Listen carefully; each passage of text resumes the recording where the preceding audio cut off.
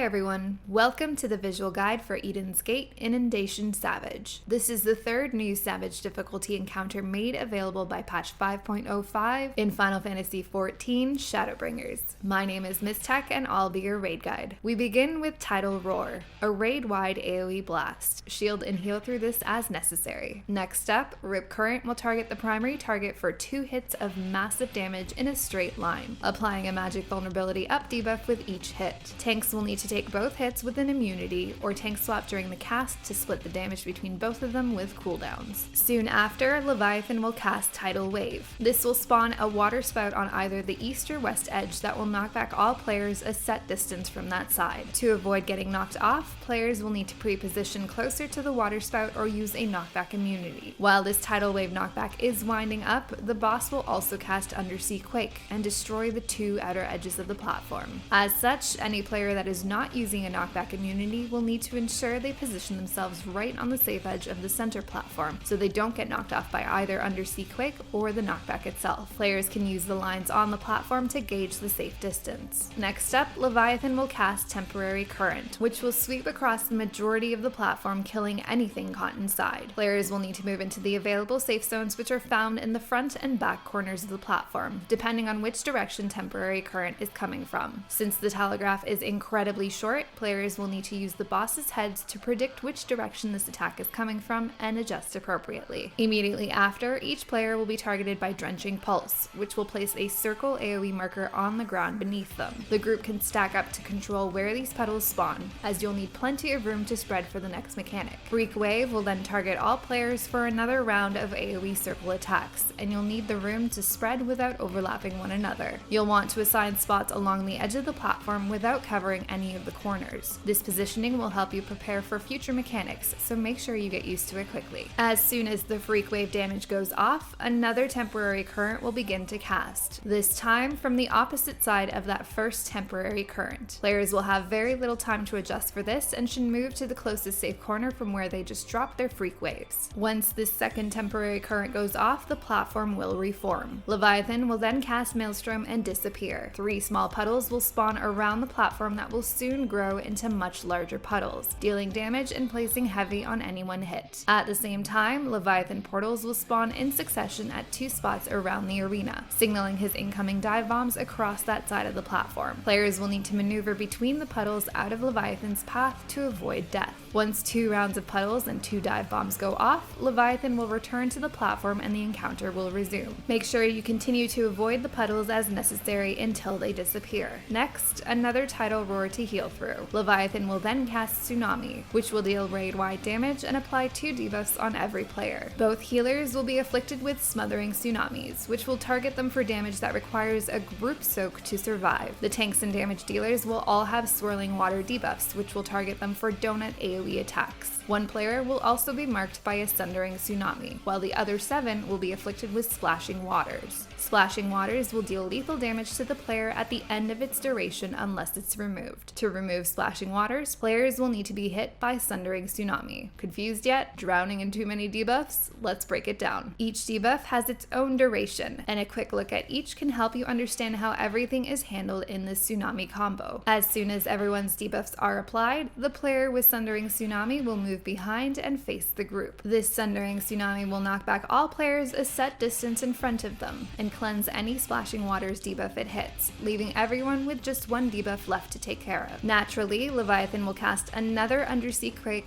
right after Sundering Tsunami pushes everyone away, this time destroying the center of the platform. This means the group will need to split into 2, with 1 healer on each side of the broken platform. As soon as the Sundering Tsunami knockback happens, each player will need to move to their appropriate platform. For consistency's sake, we use the same group split as we do for the Freak Wave positioning. Leviathan will then cast a Temporary Current from a random side, check for the glowing head, and move to the available safe spot on your platform. As each group moves to the safe spot, they'll need to stack up, as both healers Smothering Tsunamis and everyone else's Swirling Waves will resolve at the same time. Stacking up here satisfies the shared damage soaking of Smothering Tsunami and overlaps all of the donut AoEs of Swirling Waters. At this point, all Tsunami debuffs have resolved and you can focus on the next Leviathan attack. After the debuffs, healers will need to be ready to heal through another Tidal Roar. This is followed by another Rip Current Tank Buster. Use an immunity or tank tank swap with cooldowns as necessary, making sure the line attack is pointed away from the group. This is followed by another temporary current, which will again be on the opposite side of the previous current attack. Each group will need to adjust in their respective safe zones. Once this attack goes off, the platform will again return to normal and another Tidal Roar will go off. Next, Leviathan will cast Refreshing Shower, and from this point on, a few of Leviathan's attacks will be enhanced. First, Tidal Rage will deal high raid-wide damage. Shield and heal through this blast as necessary. This is immediately followed by another Tidal Roar, and as you can imagine, the group will take a ton of AoE damage. Healers beware. Another Tidal Wave will spawn a knockback water spout on the east or west, and Leviathan will cast the next Undersea Quake, targeting and destroying the outer sides of the platform again. Players will again use knockback immunities or position themselves on the edge of the safe zone to avoid getting knocked off. After the knockback, Leviathan will cast Temporary Current, and players will need to move into the safe corner. This is immediately followed by a Temporary Current from the opposite side with very little warning. As soon as the telegraph for the first current goes off, all players must immediately reposition to the other safe side of the platform to avoid the next current. There is very little time to adjust here, so make sure you don't lag behind. After the second Temporary Current, all players will again stack up to bait the next round of Drenching Pulse AoE circles, before moving to their assigned spots for Freak Wave. From now on, Freak Wave will also leave behind puddles that afflict players with a lethal dot if they linger in them too long. As soon as these puddles drop, Leviathan will cast another 2 Temporary Currents, and players will need to first move into the closest safe zone before quickly moving to the opposite side to dodge the second Temporary Current. After this last current, the platform will again be reformed. Here, Leviathan will cast Maelstrom and disappear again. This is similar to the first Maelstrom mini-phase, except this time you'll have 3 rounds of puddles and 3 dive bombs to deal with. Players need to quickly identify his dive bomb order and then move into the safe spot created behind his first dive, all while dodging puddles. After all 3 dive bombs, Leviathan will return to the platform and the encounter will resume. He'll cast another Tidal Rage AoE Blast and another Rip Current Tank Buster. Don't forget those cooldowns. Next up, Stormy Horizon will mark the beginning of a mini-phase. Throughout this mini-phase, the raid will suffer from constant AoE damage, so healers beware. Players will need to stack up to begin baiting Monster Wave AoE circles that will drop underneath them. 5 rounds of AoE circles will form, and players want to bait these in a manner that allows them the freedom to quickly move into the safe spots for the next Temporary Current casts. There are many ways to bait these AoEs, so do what feels comfortable for your group. Around the time of the 3rd and 4th AoE circle drops, one of the tanks will be marked for backbreaking wave with this flame marker. They'll need to break off from the group stack and move away to minimize damage. Once the first Temporary Current begins, the group will reposition into the safe zone near the front of the platform, while the flare tank can do the same in the back. Remember to quickly move to the opposite side for the incoming secondary Temporary Current attack.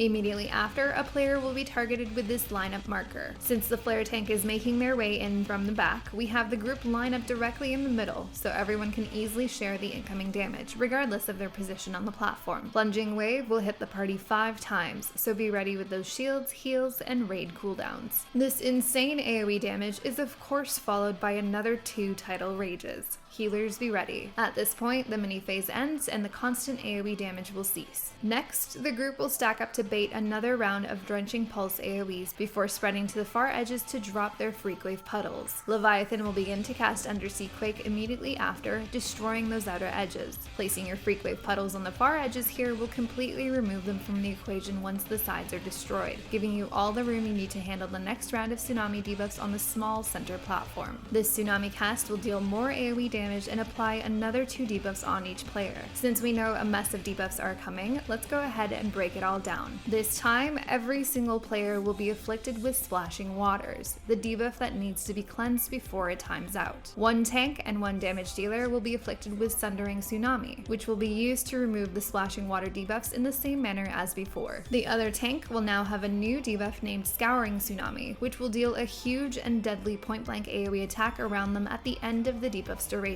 This is one of the last debuffs to go out, so for now it can be ignored. 1 healer and 1 damage dealer will be afflicted with Smothering Tsunami, and they'll need to stack with others to survive the incoming damage once their timer runs out. The other healer and another damage dealer will both have a new debuff named Sweeping Tsunami, which will deal high damage to the furthest player from them with a long conal attack. Lastly, a damage dealer will have Surging Tsunami, which will knock back all players a set distance from them. This debuff has the shortest duration and will happen almost immediately. Again, using the timers powers of each debuff allows us to create order from this debuff mess. The player with Surging Tsunami will knock back all players from them a mere 8 seconds after the Tsunami debuffs are applied. This player can move to the very front edge of the platform, and all other players can adjust appropriately to avoid getting knocked off while still maintaining uptime. As soon as this knockback occurs, the healer and damage dealer with Smothering Tsunami will need to stack on either side of the platform with their friends to share the damage, while the two tanks move to the front of the platform to ensure that they are the two furthest players away. After the damage of Smothering Tsunami is shared, the players affected by Sweeping Tsunami will automatically target the two tanks with their conal attacks. Tanks can pop mild cooldowns here to help mitigate some of this damage. The rest of the group can stack up in the middle to prepare for the next debuff knockback. Immediately after, the damage dealer with Sundering Tsunami will position themselves at the front of the platform and face the group, knocking back everyone and removing their splashing water debuffs.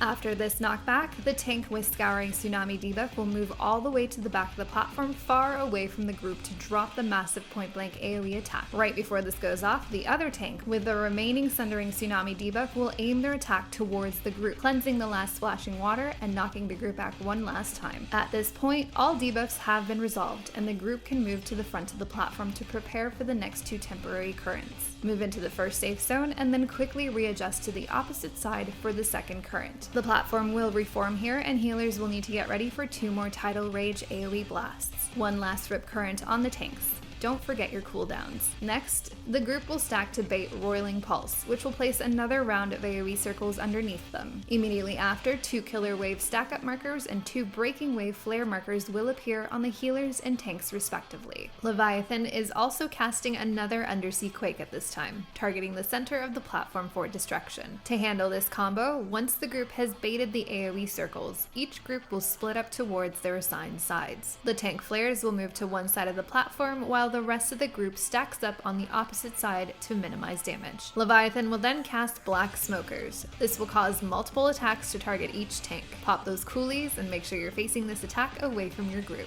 At the same time, a player on each side will be tethered to Leviathan, and they will soon begin dropping 4 hydrothermal vents on the platform. These vents need to be soaked or they will explode and you will die. The catch is that standing in one of these puddles will deal moderate damage and place a short magic vulnerability up debuff on you. To handle this, the 2 free players on the platform will need to alternate soaking the 4 puddles. They'll need to be topped off before taking their next puddle, so healers be ready. Once all 4 hydrothermal vents have been dropped and soaked on each side, Leviathan will seize his onslaught on the tanks and cast Temporary Current. Quickly move into the safe spot on your side, and then get ready to move into the next safe spot for the next current attack. Healers will deal with 1 more Tidal Rage before the platform is reformed. There'll be another Tidal Rage, and then Leviathan will cast the Calm, marking the beginning of his Soft Enrage phase. The Calm will give him a stacking damage up buff, and then he'll begin to cast multiple Tidal Rages in a row, gaining another stack with each cast. Eventually, he'll cast the Storm, a hard enrage that will destroy the group unless he is destroyed first. If you have any questions or comments, please let me know. Up next, we're heading into Eden's Gate Sepulture. As always, thanks for watching. Till next time.